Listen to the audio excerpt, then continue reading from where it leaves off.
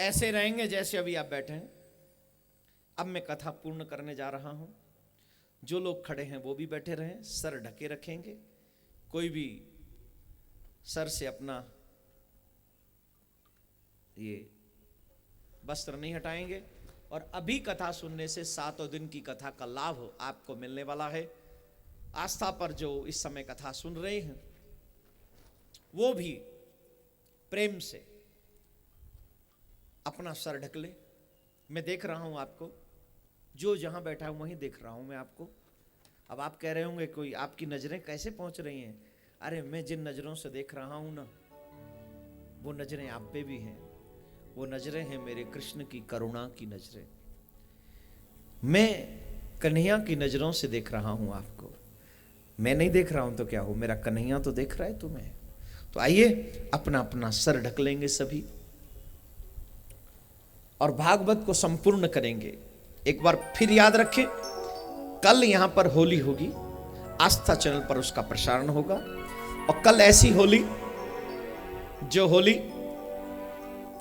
कन्हैया के साथ होगी, अनोखी होली। और फिर एक बात बोल दूं, मैंने लखनऊ में एक प्रयोग किया, प्रैक्टिकल भक्ति कैसे करें, भक्ति योग किया था। बहुत से लोगों को तकलीफ हुई कि आस्था पे उसका प्रसारण क्यों नहीं किया। यह तकलीफ उनको अभी भी होने वाली है। मैं उसको कल भी आस्था पे प्रसारण नहीं करूंगा। जो इस पंडाल में होंगे, प्रसारण के बाद यहां होली के बाद होगा भक्ति योग। और उस भक्ति योग को सुन लो, अभी मत बजाओ। उस भक्ति योग से सिर्फ शब्दों में नहीं होगा, वो प्रैक्टिकल में होगा। और जब वो प्रैक्टिकल में होगा ना, तो आपको पता लगेगा कि तुम्हारी क्या औकात है। तुम्हें पता लगेगा कि मेरे परमात्मा की कैसी करुणा है। फिर आपको पता लगेगा कि मेरा ठाकुर जिसे पकड़ लेता है, जिसे भक्ति देता है, उसका हश्र क्या होता है। और जिसको ठाकुर छोड़ देता है उसका हश्र क्या होता है। ये आपको कल पता चलेगा। प्रैक्टिकल होगा, शब्दों से नहीं। आप देखेंगे, वो मैं बोलूंगा नहीं, आप देखेंगे वो भक्ति योग। लेकिन ये होगा उन्हीं के लिए जो इस कथा पंडाल में होंगे। वो देख सकेंगे, उनकी आंखें देख सकेंगी। कन्हैया का रंग चढ़ेगा कल इस पंडाल में। तो आप सभी जो भी आसपास हैं, अगर भक्ति पाना चाहते हो, देखना चाहते हो, भक्ति कम दिखती है, सुनी ज्यादा जाती है, लेकिन जिन्हें देखनी हो वो कल आवे यहां कथा पंडाल में। प्रैक्टिकल देखेंगे, दिखाएंगे हम आपको कि क्या होता है जब भक्ति जीव करता है और क्या होता है जब जीव भक्ति नहीं करता है, जिसको हम योग कहते हैं, भक्ति योग। वो कल हम आपको बताएंगे। अभी कथा पूरी करें, आप लोग अपना सर ढक लें। जस का तस जो जहां है वहीं बैठ जाए। खड़े होके कथा कम से कम 5-7 मिनट आप नहीं सुने, ये आपको कार्य करना होगा। प्रथम श्लोक भागवत का बोलकर, ये भगवान की अनेक लीलाएं हैं। जैसा आप जानते हैं, ब्राह्मणों ने श्राप दिया, सभी यदुवंशी उस श्राप से अपने शरीर को छोड़कर चले गए। भगवान श्री कृष्ण ने सभी को, उद्धव और अर्जुन थे, उनको उपदेश दिया, धर्म का पाठ पढ़ाया। चारों वर्ण में जन्म लेने वाले व्यक्ति को किस धर्म का कैसे पालन करना चाहिए। 4 वर्ण, ब्रह्मचर्य, गृहस्थ, वानप्रस्थ और सन्यास। ये मैं आपको शॉर्ट में समझा दूं। जन्म से लेकर 25 वर्ष तक की उम्र में जीव को ब्रह्मचारी रहना चाहिए। 25 से लेकर 50 तक गृहस्थी रहना चाहिए। और 50 से लेकर 75 तक वानप्रस्थी रहना चाहिए। और 75 के बाद जीव को सन्यास ले लेना चाहिए। 75 के बाद, ये हमारा धर्म है, इन धर्मों का पालन करना चाहिए। सरकार कहती है 21 साल की उम्र में आप शादी कर लो, तो ठीक है, 21 से 50 तक रहो, 4 साल एक्स्ट्रा, क्योंकि 100 साल तक जिएंगे भी तो नहीं, है ना। 50 के बाद वानप्रस्थी, 65 तक और 65 के जब हो जाओ तो सन्यास ले जाओ और भगवान का पूर्णतः 50 से 65 तक आप गृहस्थ में रहकर ही भजन करें, बाकी दुनिया को छोड़े, धीरे धीरे करके जिम्मेदारी बच्चों को दे दे, धीरे धीरे बहू को जिम्मेदारी दे दे, अपने आप से निवृत्ति। सिर्फ जो रोटी बहू बना दे, जैसी बना दे वैसी खा लो। ये भी मत कहो कि चाय गर्म है कि ठंडी है, ये भी मत कहो रोटी गर्म है कि ठंडी। ये कहोगे तो तुम सन्यास लेने के योग्य नहीं बनोगे, तुम भगवान से मिलने के योग्य नहीं। जैसा दे दोगे वैसा ही खाना, रूखा सूखा जो किंतु परंतु करने वाला जीव भक्त नहीं हो सकता। जो दे सो स्वीकार, जैसा मिल जाए सो स्वीकार, तब तुम सन्यास लेने के। क्योंकि सन्यास में किसको कहोगे गरम रोटी बना के दो? किसी के भिक्षा लेने जाओगे, कहोगे गरम बना दो? गरम खाने वाले को गरम नहीं मिलेगी तो गुस्सा आएगा, गुस्सा आएगा तो तेरा सन्यास कहां गया? इसीलिए 50 साल के बाद वानप्रस्थी, 15 साल 65 तक, वैसे तो 75 तक, लेकिन उतना कौन जिएगा? 100 तक थोड़ी जिएंगे, तो 65 के बाद सन्यास ले लो।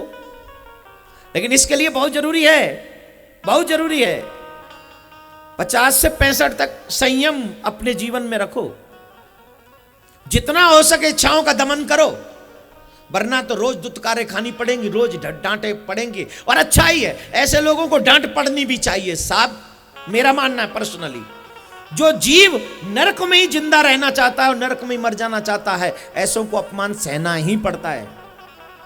50 के बाद धीरे धीरे करके इच्छाओं का दमन करो, 65 के बाद सन्यास लो। ये थोड़ा धर्म है। सीखो तो बहुत अच्छी बात है, न सीखो तो मेरी बात कल मेरे को दे देना, मैं वापस ले जाऊंगा अपने घर। भगवान श्री कृष्ण अपने स्वरूप को भागवत में विराजमान कराकर अंतर ध्यान हो गए। फिर कलयुग का और ये सब वर्णन आए, कल की भगवान का प्रादुर्भाव कलयुग में 4थे चरण में होगा। इन सभी प्रसंगों के साथ भागवत को संपूर्ण करते हैं। बोलो भागवत महापुराण की। भागवत का प्रथम श्लोक सभी बोलेंगे।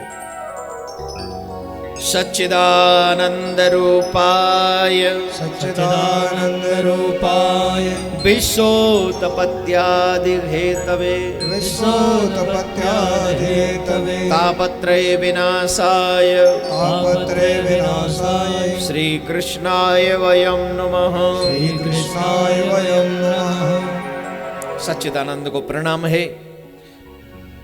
भागवत के प्रथम स्कंद में 19 अध्याय हैं, 24 अवतारों का वर्णन है और सनकादिक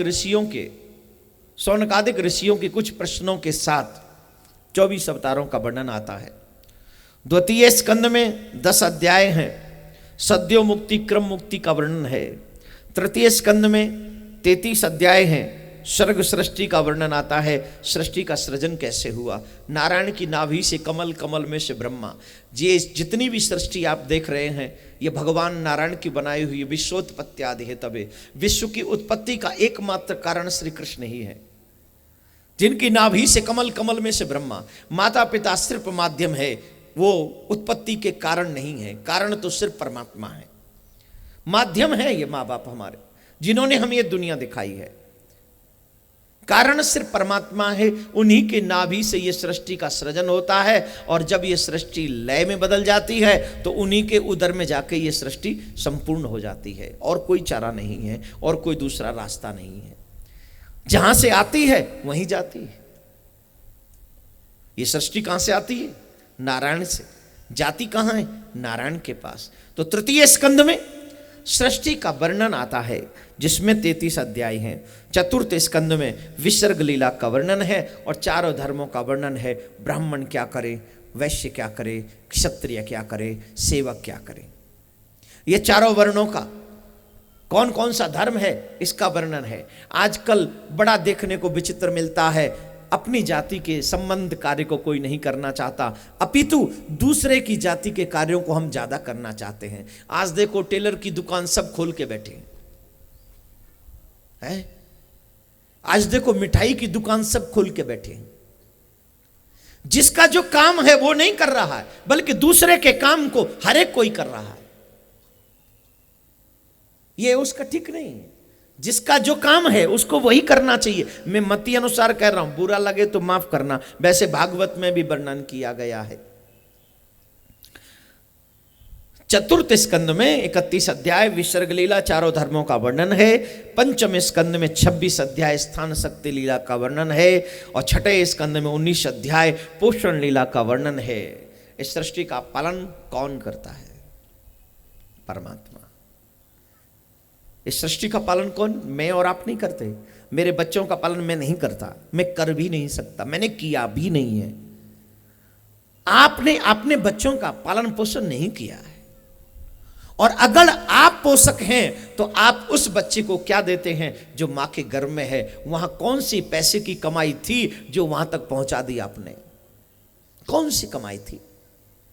जरा जवाब दीजिए। ऐसी कौन सी कमाई थी जो आपने मां के गर्भ में, अपनी पत्नी के गर्भ में अपने शिशु तक पहुंचा दी? कौन सी कमाई का टुकड़ा था जो तेरे बच्चे ने मां के गर्भ में खाया? जन्म ले लिया, उसके बाद तेरा शुरू मां के स्तन में, उस बच्चे की मां के स्तन में, ममता के दूध में तेरा कौन सा रुपये का टुकड़ा गया? कौन सी कमाई का टुकड़ा गया? बोल। वो पोषक है, वो सबका पालन करता है, वो संपूर्ण जगत का पालन करता है। इस दुनिया में हाथी को मन भर भी वही देता है और चींटी को कन भर भी वही देता है। वो न चींटी को भूखा रहने देता है, न हाथी को भूखा रहने देता है। तू तो इंसान है, क्योंकि वो पालक है, वो सबका पालन करता है, वो सबका पोषण करता है। तू कुछ नहीं है, तेरी औकात कुछ नहीं है। जब वो तेरे ऊपर कृपा नहीं करता तो तू अपना पेट नहीं भर सकता, औरों की जिम्मेदारी क्या खाक लेगा? तू पालक नहीं है, तू माध्यम है, मात्र माध्यम। तू पालक न था, न है, न होगा।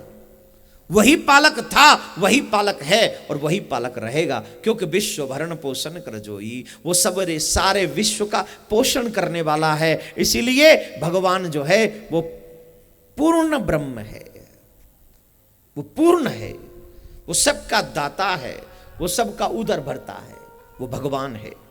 छठे स्कंद में पोषण लीला का वर्णन आता है जिसमें 19 अध्याय है।